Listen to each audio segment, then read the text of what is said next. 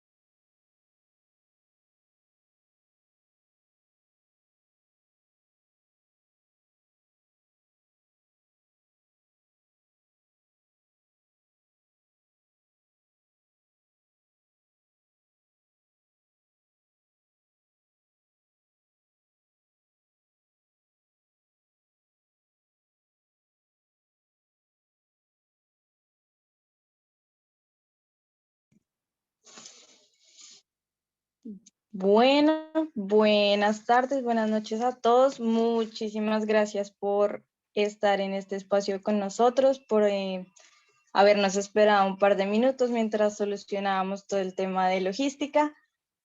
Y de parte de Ciclocompost queremos también de verdad agradecerles no solo por el espacio que tenemos el día de hoy, sino por ustedes estar aquí con nosotros. Pues no siendo más, empezaremos.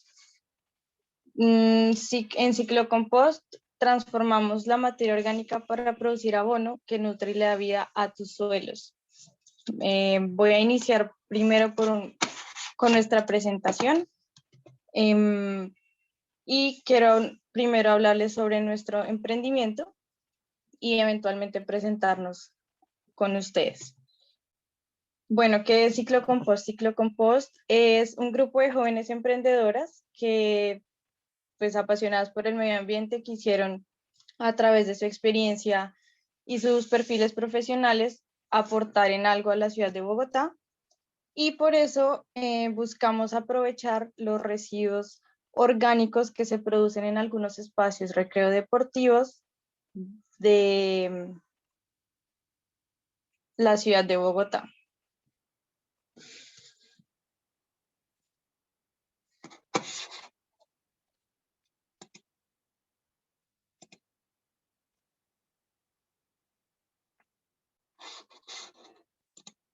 Un segundo.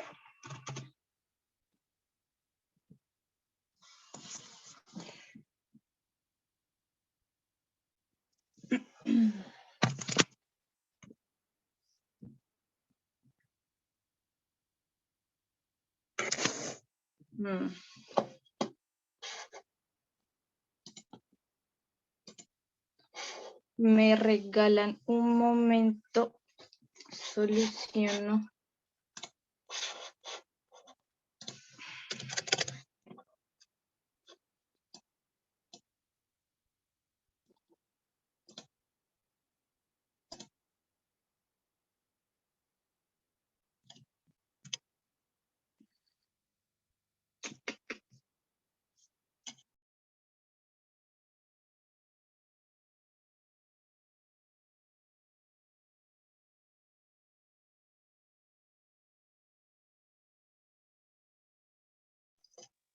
Bueno, entonces, retomando. Buscamos aprovechar los residuos orgánicos que se producen en espacios recreo-deportivos de la ciudad de Bogotá para producir un compost orgánico de alta calidad. Y además queremos también promover una adecuada gestión de los residuos a través de las redes sociales y actividades educativas como talleres, como charlas y este tipo de espacios que se nos presentan.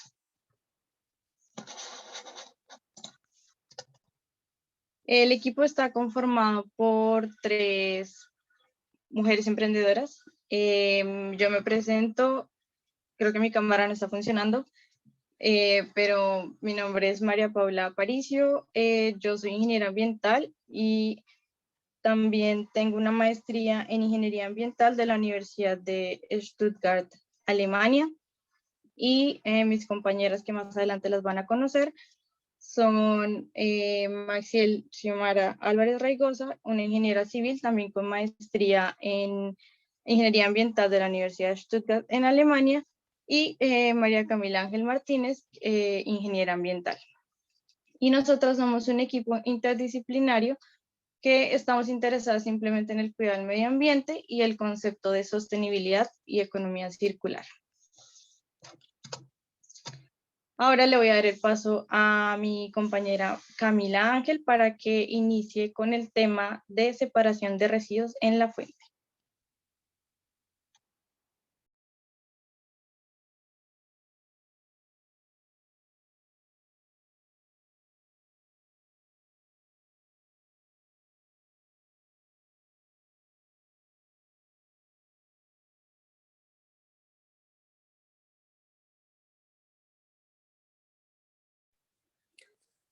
Tienes el micrófono apagado, Cami. Qué pena con ustedes, problemas técnicos. Bueno, ahora sí, buenas tardes. Como lo decía mi compañera María Paula, les voy a hablar de la separación de los residuos en la fuente, su importancia y cómo se debe hacer. Antes que nada, quiero empezar poniéndolos en contexto. De acuerdo al Banco Mundial, alrededor de 2.12 mil millones de toneladas de residuos son producidas anualmente. Aproximadamente el 40% de estos son de origen orgánico. Y claramente esto es ascendente debido a las condiciones de vida y pues nuestros patrones de consumo. En la medida en que los niveles de desarrollo económico aumentan, la composición de estos residuos orgánicos va a disminuir. Entonces, pues ya sabemos cuántos residuos se producen anualmente. Aproximadamente a nivel mundial, ahora vamos a explorar su composición, ya que varía de acuerdo a su origen. Entonces, sabemos que en países desarrollados encontramos que la mayoría de los residuos que ellos generan pueden ser reciclados y aprovechados, que sabemos que son el papel, el cartón, plástico, metales, vidrio y entre otros, lo que comúnmente se denomina residuos secos. Caso contrario de los países en vía de desarrollo, que generamos en mayor medida residuos orgánicos, que podemos decir que son los residuos de comida, las cáscaras del banano, las cáscaras de los huevos, entre otros.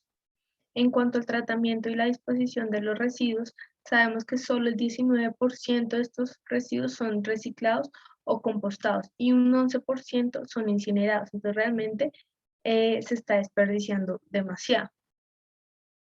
Sabemos que las condiciones económicas del país son las que van a definir el tipo de tratamiento o su destino final, porque debemos tener en cuenta el tipo de residuo que se va a tratar, el volumen en que se genera, el espacio del que se dispone para su tratamiento, entre otros factores. Todo esto requiere una inversión que muchos países no pueden y otros no quieren hacer.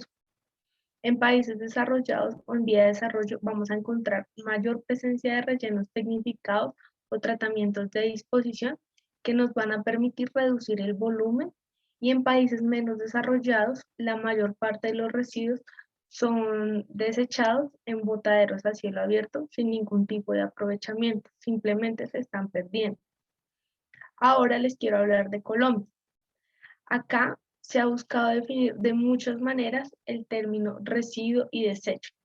De acuerdo al decreto 4741 del 2005, Un residuo sólido o un desecho es cualquier objeto, material, sustancia, elemento o producto que se encuentra en estado sólido o semisólido, o es un líquido o gas contenido en recipientes o depósitos cuyo generador descarta, rechaza o entrega porque sus propiedades no permiten usarlo nuevamente. También tenemos el decreto 2981 del 2013, que nos pone en contexto desde el punto de vista de las empresas prestadoras del servicio público de aseo. Esta define a los residuos como cualquier objeto, material, sustancia o elemento principalmente sólido resultante del consumo o uso de un bien o en actividades domésticas, industriales, comerciales, institucionales o de servicios. Les digo esto porque realmente en la bibliografía colombiana no hay como una definición certera de lo que es un residuo orgánico, sino que pues en materia de residuos esto es lo que más se acerca. Acá en Colombia nosotros producimos 12 millones de toneladas de residuos al año y solo se recicla el 11%. Nuestro país cuenta con 192 sitios autorizados para su disposición. De esos son 174 rellenos sanitarios, 3 plantas de tratamiento y 15 celdas de contingencia. De acuerdo al Informe Nacional de Disposición Final de Residuos Sólidos del año 2018, este año, el 2021, se cumplen su tiempo de vida útil 13 rellenos sanitarios, una planta de tratamiento y una celda de contingencia. ¿Qué significa esto? Que en teoría este año llega a su fin su operación. O sea, ya no se va a poder disponer de ese espacio. Por otro lado, 18 rellenos sanitarios en los que se deposita el 36% de todos los residuos de nuestro país estaban en estado crítico, o sea, cerca de cumplir su vida útil y al menos 3 años de que su licencia ambiental se termine. Aquí les hago un pequeño paréntesis para ponerlos en contexto de la importancia de la licencia ambiental. Para este caso es el permiso que da la autoridad ambiental, ya sea el ministerio, una corporación autónoma del departamento, para que funcione. Ellos la otorgan teniendo en cuenta diversos factores, principalmente la cantidad de residuos recibidos, la población y la eficiencia de funcionamiento, por lo que el hecho de que se venza esta licencia significa que el relleno llegó a su límite o no está operando correctamente. En Colombia todavía existen 101 botaderos a cielo abierto, que esto es bastante preocupante, y 15 celdas transitorias. ¿Qué son las celdas transitorias? Son sitios en los que no está autorizado disponer las basuras. Por ejemplo, municipios que quedan muy lejos, pues no tienen la oportunidad para tener un relleno sanitario, entonces se llevan a una celda transitoria para que luego se lleve a un relleno sanitario o botadero. Pero pues como les decía, esto no está autorizado. Y esto se concentra principalmente en los departamentos de Bolívar, Chocó, Magdalena y Nariño. Ahora les quiero hablar de Bogotá. En nuestra ciudad generamos alrededor de 8.447 toneladas de residuos solo al día y su disposición, como sabemos todos, es el relleno sanitario Doña Juana. De estos residuos, aproximadamente el 51% son orgánicos y lamentablemente solo el 12% es aprovechado para producir biogás. No tenemos cifras de residuos compostados ni nada de eso. Entonces, mediante la Estrategia Nacional de Economía Circular, que busca el cierre de ciclos de materiales, innovación tecnológica, colaboración y nuevos modelos de negocios, se busca ordenar el proceso de separación en la fuente de los residuos a fin de garantizar la adecuada gestión de los actores que intervienen en el proceso, tanto las empresas prestadoras del servicio como la ciudadanía, incentivando el crecimiento de la economía circular, ya que así se va a permitir reintegrar los residuos en el ciclo productivo para que se conviertan en materia prima o nuevos productos.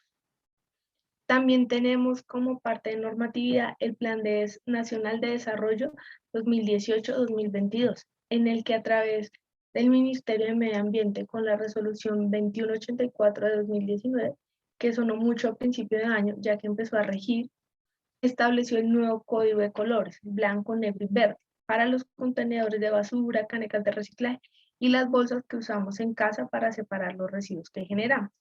Entonces, como todos sabemos, el color verde es para los residuos orgánicos aprovechables, que era una definición que no se tenía, como los restos de comida y desechos agrícolas, que va a permitir esto que se pueda realizar procesos de aprovechamiento de estos residuos, que antes no se consideraba. El color blanco es para los residuos aprovechables, reciclables, como el plástico, vidrio, metales, papel, cartón, que eso ya se ha venido haciendo. Y finalmente el color negro, que sí es para los residuos que definitivamente no se puedan aprovechar y que sí deben ir al relleno sanitario.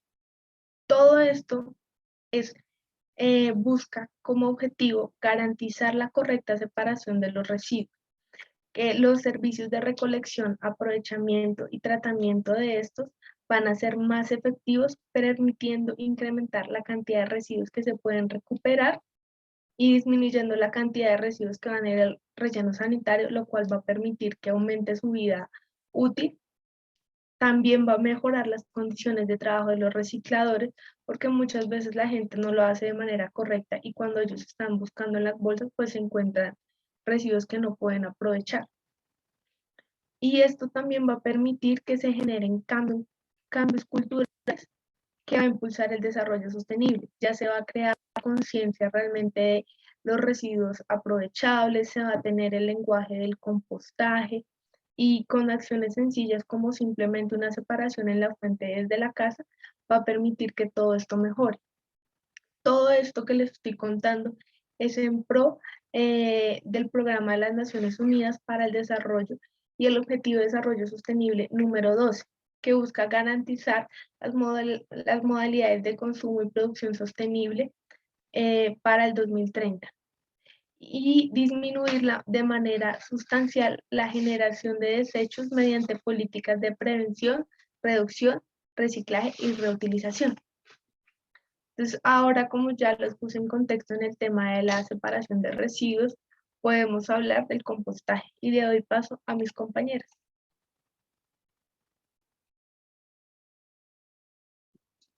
Gracias.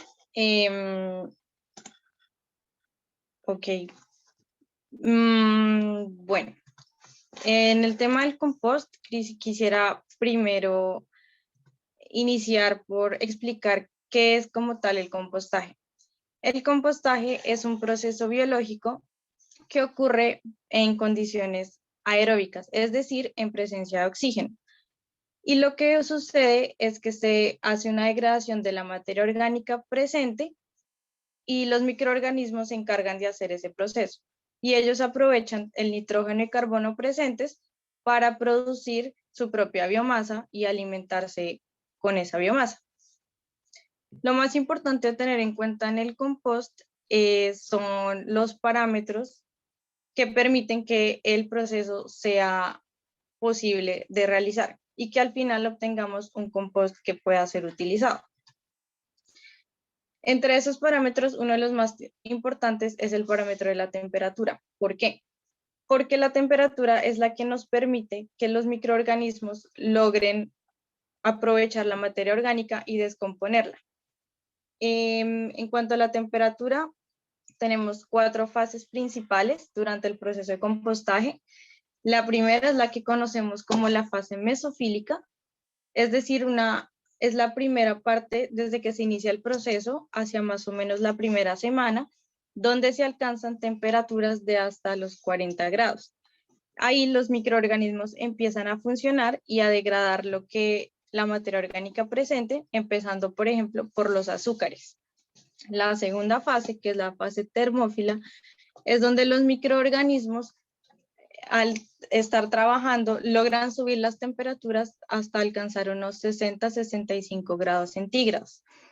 Eso beneficia el proceso porque los microorganismos de la fase anterior se reemplazan por estos nuevos microorganismos que son, digamos, mucho más rápidos y proactivos en la degradación de materia orgánica. Y en esta fase también se conoce como una fase de higienización. ¿Por qué? Porque al alcanzar temperaturas tan altas, se hace que ciertas bacterias o ciertos microorganismos nocivos, como lo son el Escherichia coli o la salmonela, se puedan eliminar y así asegurar que al finalizar el proceso nuestro compost esté libre de ciertas sustancias o bueno, de ciertos microorganismos que pueden llegar a ser nocivos para nuestra salud. La tercera fase la conocemos como una fase de enfriamiento o mesófila parte 2, y es en esta fase donde las fuentes de carbono y nitrógeno ya han sido agotadas, entonces los microorganismos se vuelven un poco más lentos y se vuelve a tener una temperatura de más o menos 40-45 grados, y acá es donde pueden empezar a aparecer ciertos insectos o ciertos organismos como lo son las moscas o pueden ser también incluso escarabajos. Si el compost se hace sobre la tierra, también se puede empezar a ver la presencia de algunas lombrices. Y por último, la fase de maduración es esa fase pasada las 12 semanas, donde el proceso en teoría está casi terminado. Se obtiene un compost con algunas propiedades y es un compost que se puede iniciar a usar pasadas las 12 semanas. El siguiente parámetro que quisiera con suficiente aire, debido a que esto permite que los microorganismos puedan sobrevivir y hacer su trabajo. También este parámetro es el que nos asegura a nosotros que la mezcla no se va a dañar durante el proceso. Entonces, ¿qué pasa? Si tenemos excesos de aire, las temperaturas no van a ser altas y vamos a perder humedad, lo que implicará que tengamos que utilizar una fuente extra de humedad. En cambio, si no tenemos suficiente aireación, lo que vamos a hacer es que vamos a cambiar las condiciones aerobias por condiciones anaerobias, en donde los microorganismos no van a poder sobrevivir, vamos a generar malos olores y al mismo tiempo vamos a generar ciertos compuestos nocivos como algunos ácidos. Y eso nos genera mal olor y nos atrae además animales que no queremos estén en nuestro compost. Y el siguiente parámetro que quisiera mencionar es súper importante, la humedad. ¿Por qué? La humedad varía dependiendo del tipo de mezcla, también depende muchas veces del estado físico, el tamaño de las partículas, y este parámetro también nos define si nuestros microorganismos pueden sobrevivir durante el proceso. La mejor manera de medir nuestra humedad en el compost es a través de una técnica que se llama la técnica del puño. Consiste en tomar una muestra del compost en nuestras manos y apretarla, y en el momento en que yo haga esa acción de compactar esa mezcla en mi mano, pueden pasar varias cosas. Si yo al abrir la mano, la mezcla se desmorona, quiere decir que la mezcla está muy seca y debo agregarle una fuente extra de humedad, que puede ser agua o puede ser incluso los mismos líquidos, los mismos lixiviados que vamos obteniendo durante el proceso y se pueden volver a circular.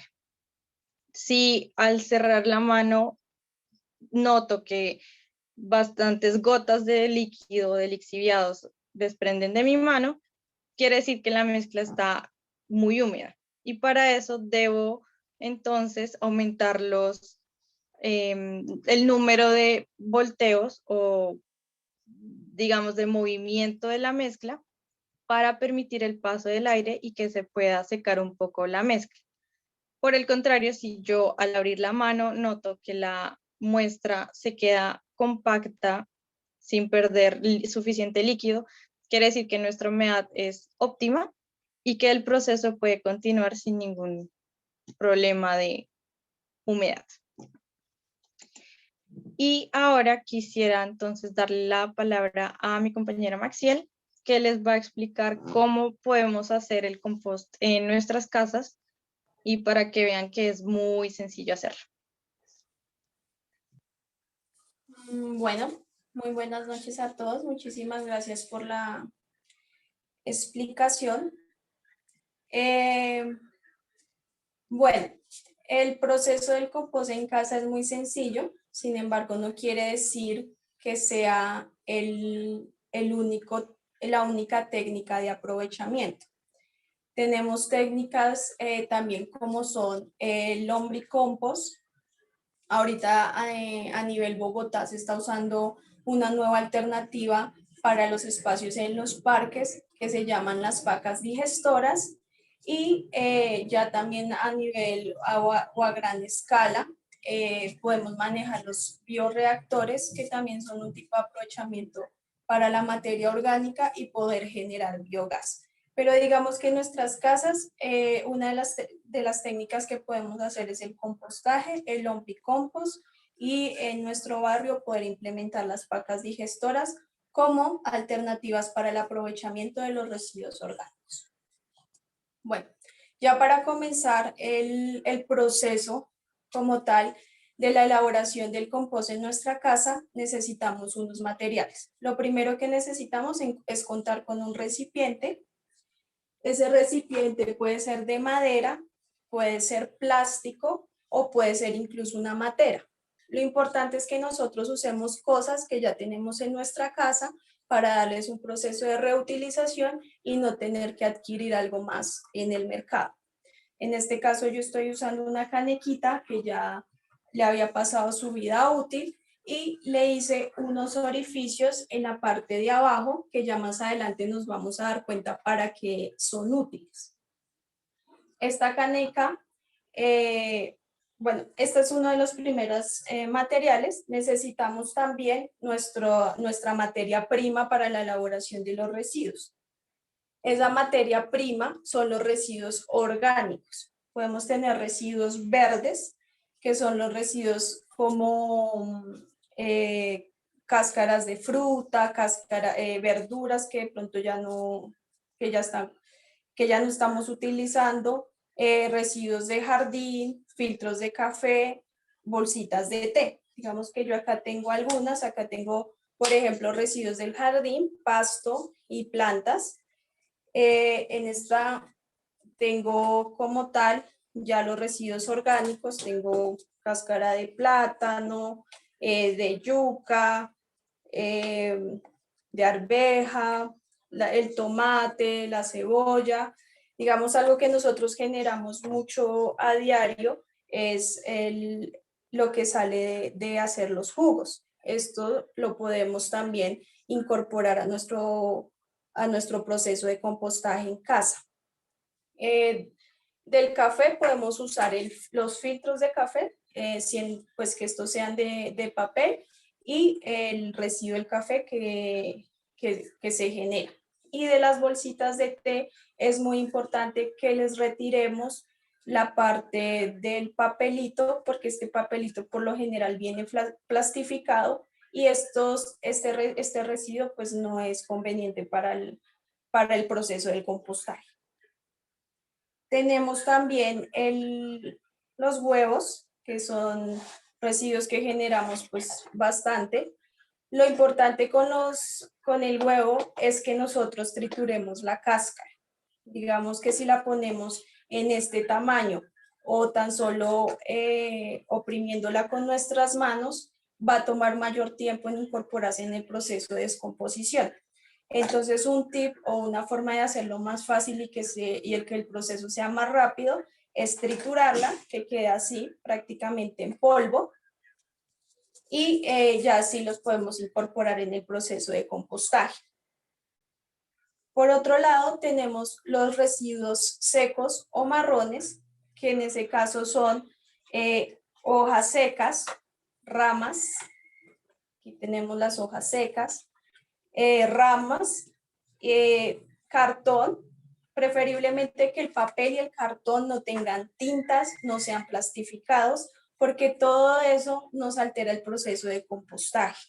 Esos son químicos que a la final nos alteran el producto final y hacen que nuestro compost no sea de muy buena calidad. Digamos que cuando queremos usar como material seco el cartón, por ejemplo, muchas veces nos recomiendan el uso del cartón de los huevos. Es preferible que lo pongamos en tamaños muy pequeños, más o menos de 2 centímetros, y no mucha cantidad. Este cartón absorbe demasiado la humedad. Cuando nos sobrepasamos en la cantidad, podemos sufrir que la mezcla se altere por humedad y toque agregarle agua. Entonces es mejor poquita cantidad y con el tiempo ir agregando más. Otro material muy muy utilizado es el acerrín. Este a mí me gusta pues bastante, pero también hay que tener dos precauciones. El acerrín, de donde lo obtengamos, que sea un lugar donde no los muebles o de donde proviene, tampoco tenga pinturas, lacas, tintes, porque estos también son químicos que nos van a alterar nuestra calidad y nuestro proceso. Entonces, lo más natural que se pueda. También hay que tener cuidado con la cantidad porque absorbe muy bien la humedad. Entonces, si nos sobrepasamos, vamos a tener problemas en el contenido de la humedad.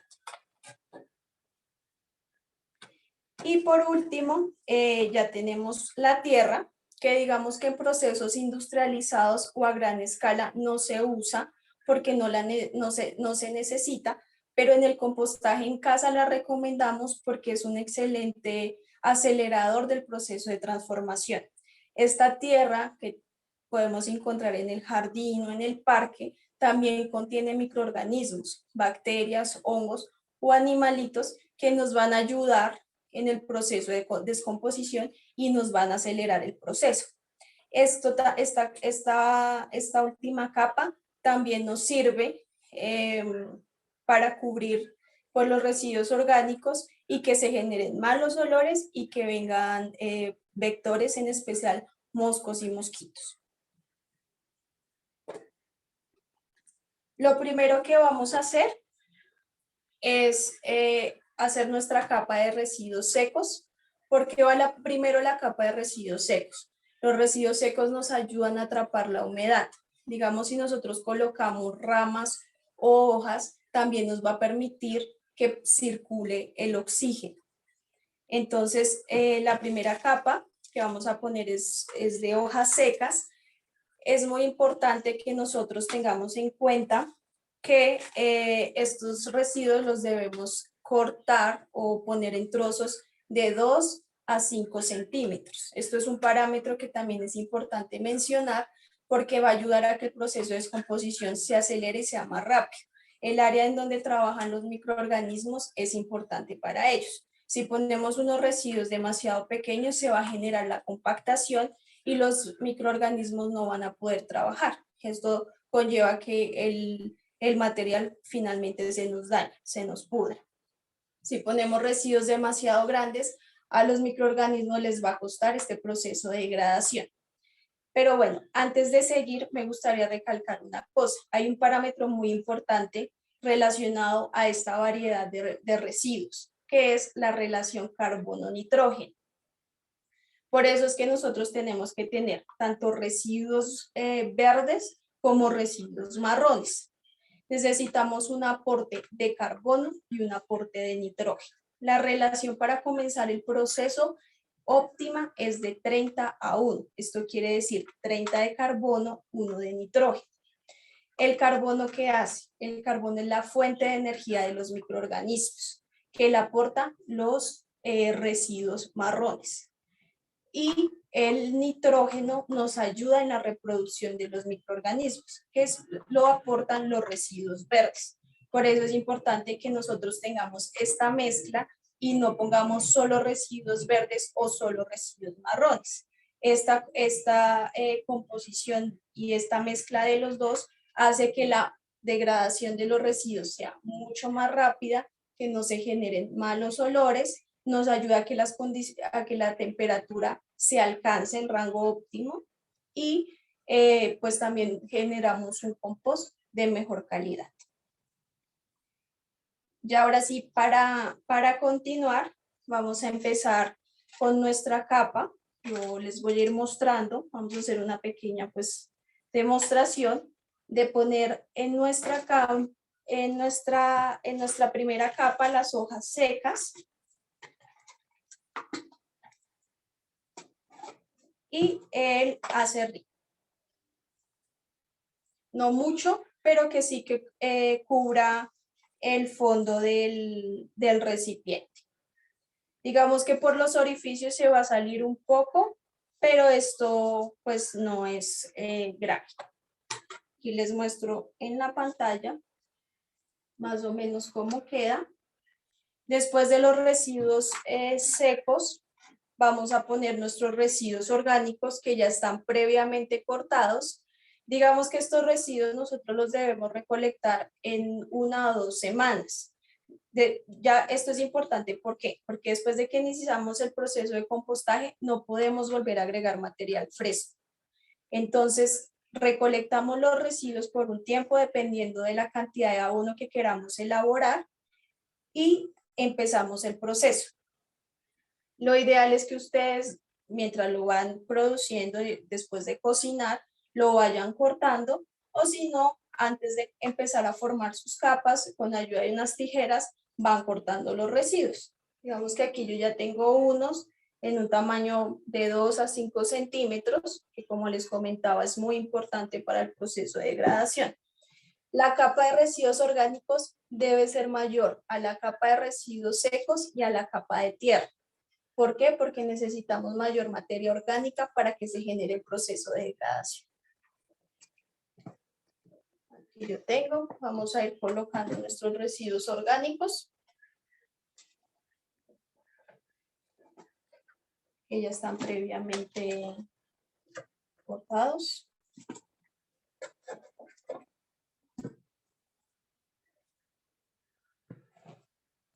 Podemos también poner el pasto y las hojas de jardín.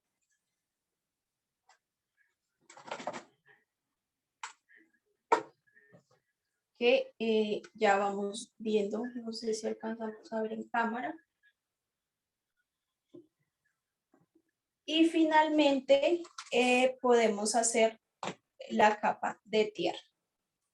También la ponemos encima. Lo importante de esta capa de tierra es que nos cubra los residuos orgánicos, pero no tampoco debe superar la capa de los residuos orgánicos.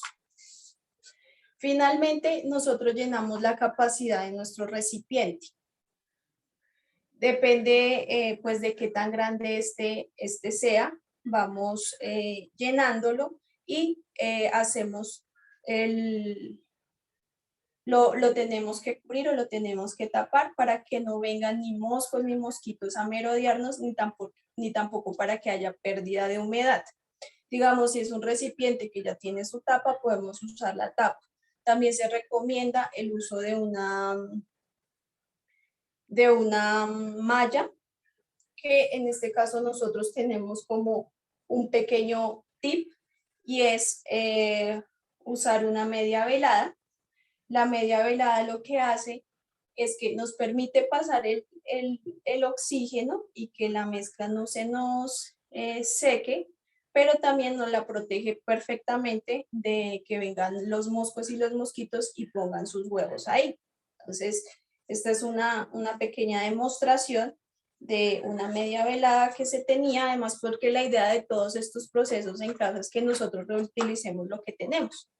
Digamos, aquí les voy a mostrar, ya le puse, es como una especie de cachuchita que se le pone al tarro y nos permite que pase el oxígeno.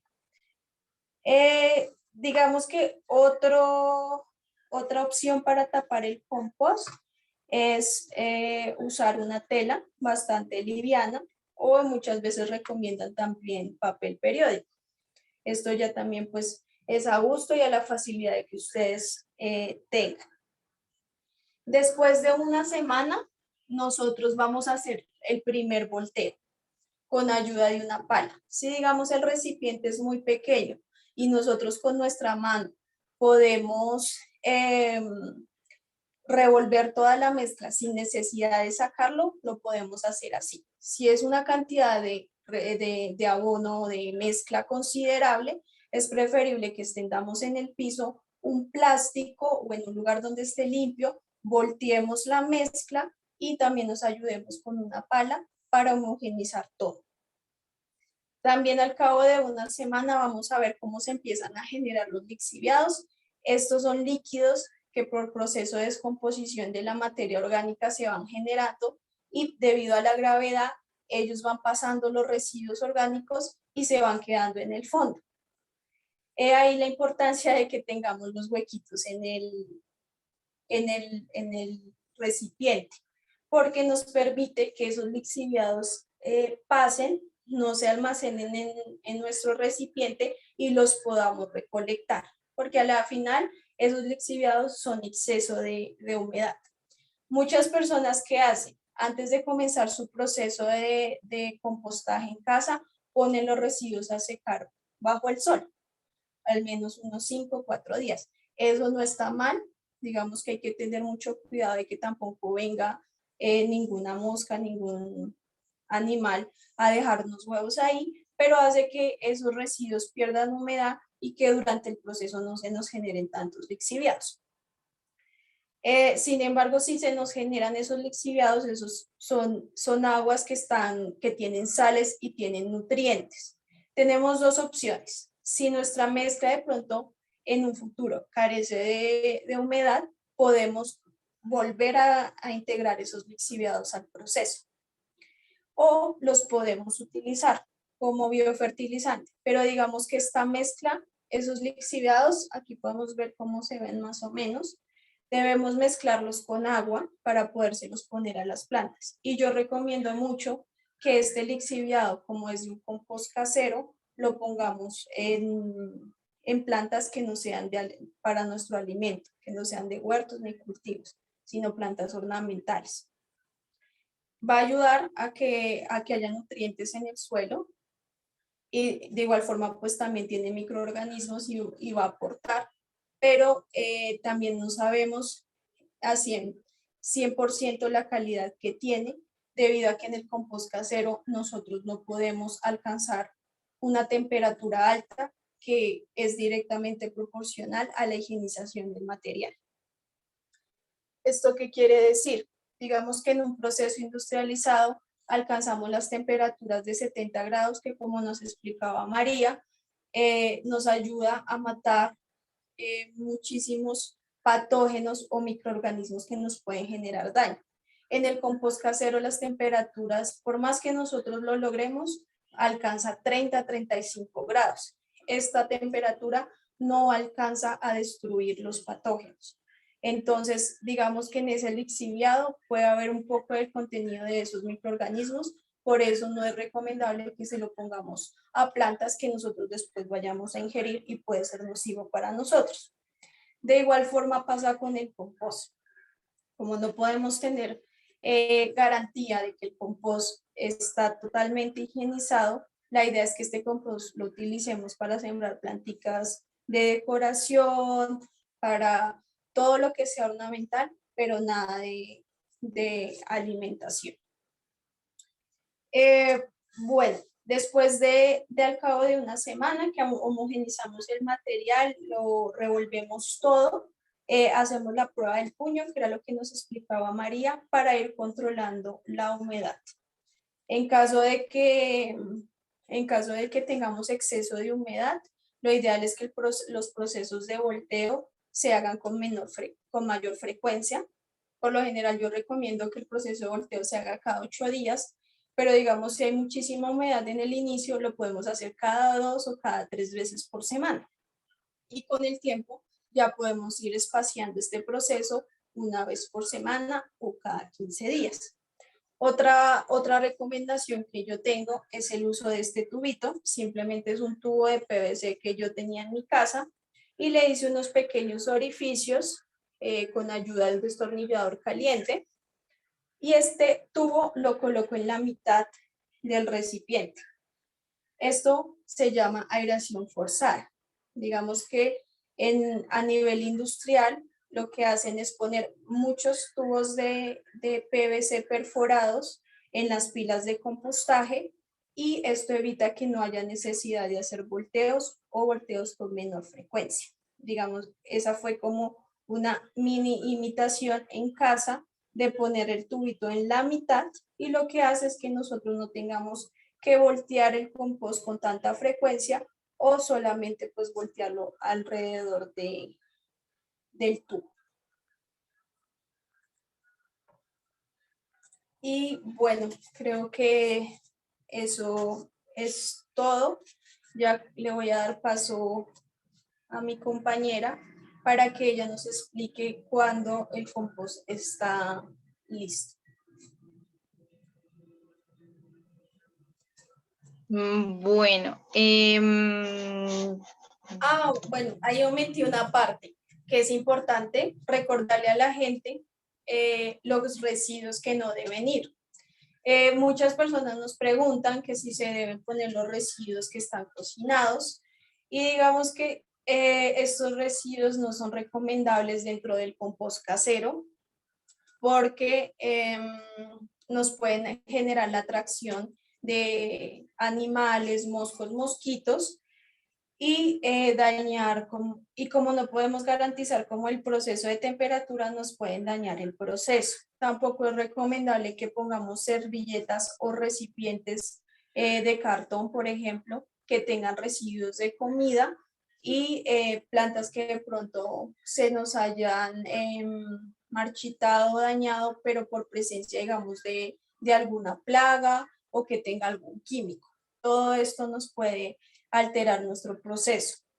Digamos que cuando hacen un proceso industrializado, donde se puede garantizar nuevamente la temperatura que deseamos para higienizar el material o sanitizarlo, estos residuos sí pueden ir, sí podemos disponer residuos cocinados, o estas plantas, y pues allá sí se va a lograr el proceso de descomposición.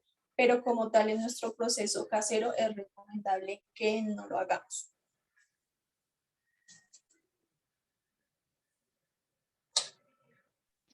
listo. Ya cerrando un poco el tema, queremos de pronto mostrarles a ustedes cuáles son los beneficios de hacer compost.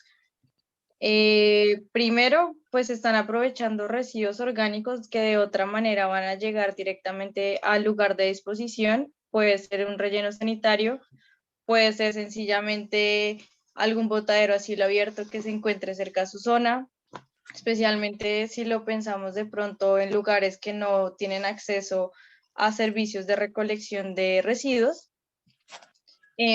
Segundo, estamos ayudándole a nuestros suelos a mejorar sus condiciones, estamos permitiendo que mejore su capacidad de retener el agua, por ejemplo. También su porosidad, lo que ayuda a que el suelo sea un suelo sano.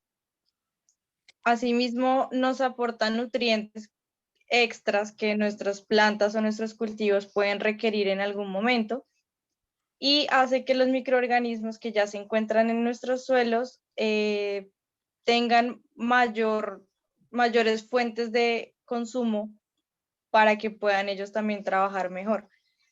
Y creo que uno de los más importantes es que estamos evitando el uso de fertilizantes químicos, de agroquímicos, que suelen ser sustancias un poco agresivas, que nos pueden dejar daños permanentes en los suelos, y además pues pueden ser sustancias tóxicas para nuestra salud, y sus empaques tienden a ser, pueden incluso ser considerados como empaques peligrosos, como residuos peligrosos.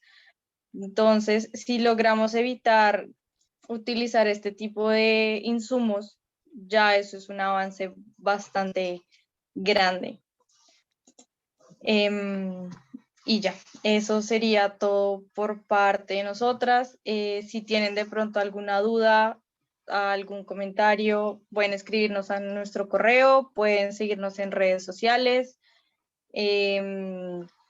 Generalmente compartimos bastante información por redes sociales porque nos gusta que temas que suelen sonar muy complicados, queremos explicarlos de tal manera que todos los entiendan.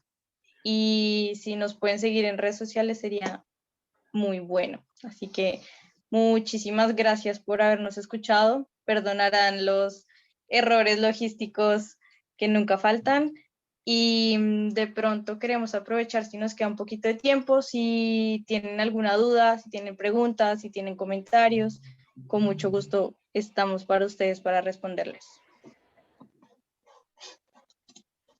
Hola, hola, sí, buenas, ¿me escuchan? Sí. Hola, buenas noches. Pues primero que todo, felicitaciones por la presentación. Me parece que hay un buen nivel de tema. Pues, yo tengo una pregunta, pues, son básicamente. Yo he querido apostar en mi casa, pero pues tengo uno del tema de los olores, qué tan cierto es eso y cómo se puede manejar. Y dos, en mi casa consumen bastante naranja, consumimos bastante buen naranja. Entonces, una persona dijo que no, eso no se podía apostar porque dañaba el compostaje y era como muy fuerte este cereal. ¿Qué tan cierto es eso? ¿Se puede o no se puede? Gracias. Gracias. Bueno, respecto a la primera parte, los olores. Claro, de todas maneras se nos van a generar.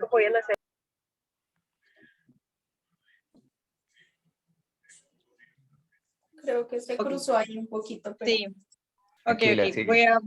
ok, gracias. Claro, ok, olores. Sí, pues de todas maneras se nos van a generar olores, la idea es mantenerlos al mínimo y como ya lo explicamos, la mejor manera de hacerlos primero, asegurarnos de hacer los volteos constantemente porque eso hace que la mezcla al tener oxígeno no huela, no tenga olores tan fuertes. Y eso también evita que lleguen mosquitos, porque los olores atraen los mosquitos, atraen otros animales incluso más grandes. Entonces, la mejor manera de controlar olores es que tenga suficiente aire la mezcla. Y segundo, el tema de las naranjas es un tema bastante interesante porque sí es un mito que los cítricos no se deben utilizar para hacer compostaje porque son muy ácidos. Pero la ventaja de este proceso es que a medida que pasa el tiempo y se obtiene un compost después de 12 semanas aproximadamente, ese pH ácido se vuelve neutro. Es decir, que es totalmente seguro utilizar residuos cítricos porque eventualmente esa acidez se baja, o sea, se vuelve neutra. Y la ventaja también de este tipo de residuos es que suelen tener bastante contenido de nitrógeno y bastante contenido de potasio, por ejemplo. Entonces, son muy buenos igual para utilizar en nuestras plantas una vez se obtenga el compost. Y sé que Vale, muchísimas tenemos, gracias. gracias a ti, y tenemos tenemos 3, 4 preguntas por el chat. Voy a empezar por la primera. ¿Qué uso le estamos dando a nuestro compost? Y si lo vendemos, ¿cuánto podría llegar a costar 1 kilo? Actualmente estamos, estamos utilizando nuestro compost para netamente son plantas ornamentales, porque primero queremos asegurarnos que nuestro compost es lo suficientemente bueno, que cumple con las condiciones de calidad para poder utilizarse en plantas que generen frutos o que puedan ser alimento para nosotros. ¿Cuánto podría llegar a costar 1 kilo? Bueno, es muy relativo, pero la ventaja de este tipo de procesos es que es la única inversión que se requiere para hacer compostaje es probablemente la compra del aserrín, que creo que vale 2.000 pesos el paquete sí, más o de... menos. Exacto.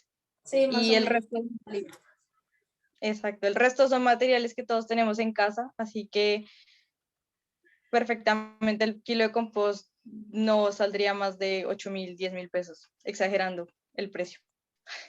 Pensando en el empaque, por ejemplo. Creo que el empaque sería una de las cosas que podría llegar a costar más, pero no es muy alto el precio del compostaje. Siguiente pregunta dice, ¿cuánto tiempo tarda el proceso de compostaje para resultar en abono?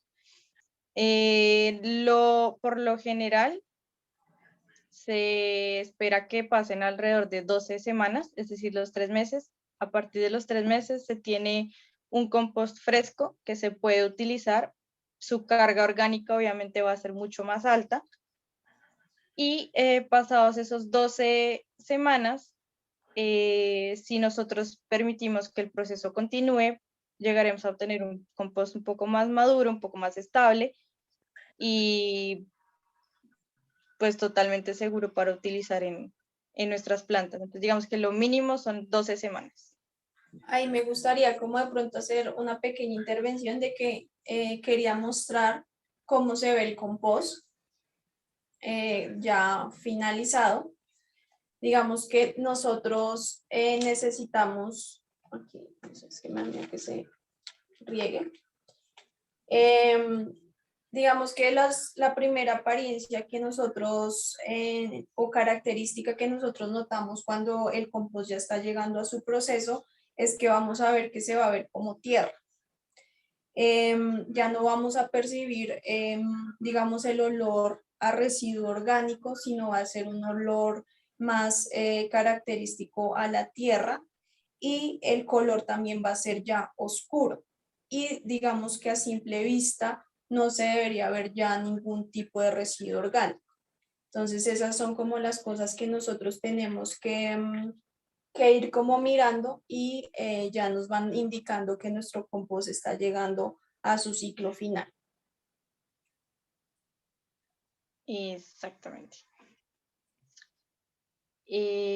Ok, la siguiente pregunta dice, en cuanto al aprovechamiento de residuos orgánicos a nivel de comunidad, ¿qué tipo de sistema recomiendan? ¿Sea el compost comunitario o, ok, la palabra que utilizamos son las pacas digestoras, que son las que se utilizan pues a nivel comunitario? Si quieres, Maxi, ella conoce bastante el tema.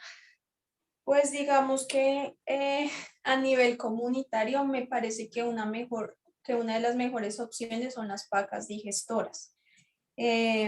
También, o sea, no solo como por el hecho de hacer el proceso de transformación de residuos orgánicos, sino también como el proceso que logra que involucre a la gente en el trabajo.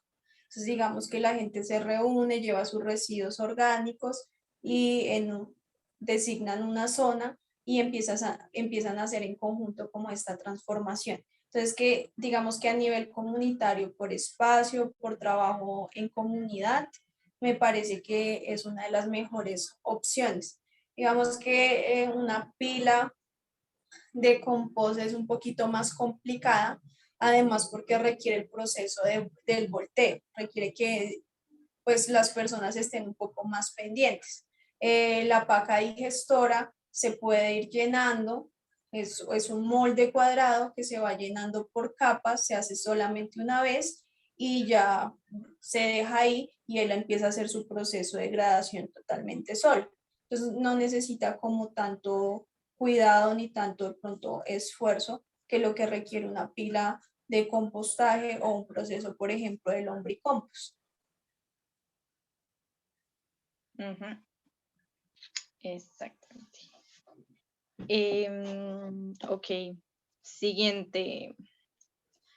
¿Por qué usar mayor cantidad de residuos frescos si se aporta más nitrógeno y menos carbono y la proporción del nitrógeno es muy inferior? CN 30:1.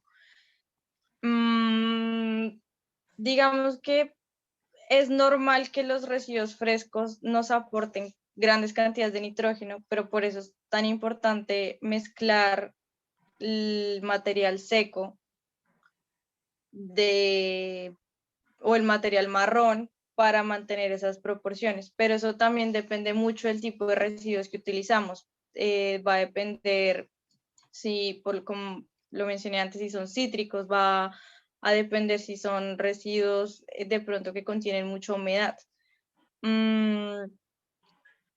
Normalmente se recomienda también, es como el grosor de las capas, más que por proporciones, pues porque estamos hablando de un proceso casero sin mucho, digamos, sin mucha técnica científica exacta. Lo que nosotros recomendamos es que el grosor de las capas sea siempre la de orgánico, sea la capa más gruesa y se haga una capa de tierra suficiente para tapar los residuos y la capa de residuos marrones sí, es más o menos un poco menor que la de la capa de los residuos. Y eso más o menos nos asegura que las proporciones sean adecuadas. Digamos que ahí tú dices algo muy importante y es que cada residuo independiente, digamos un residuo de un banano, el residuo del café, el residuo de la poda, cada uno maneja una relación. Digamos que hay tablas que podemos consultar y vamos a mirar que cada residuo tiene esa relación y si digamos lo queremos hacer de una forma como más minuciosa y más exacta, podemos hacer un cálculo, un cálculo de cada uno de los residuos que estamos colocando en nuestro proceso de compostaje para determinar exactamente qué cantidad debemos colocar de cada residuo para cumplir esa relación de 30-1.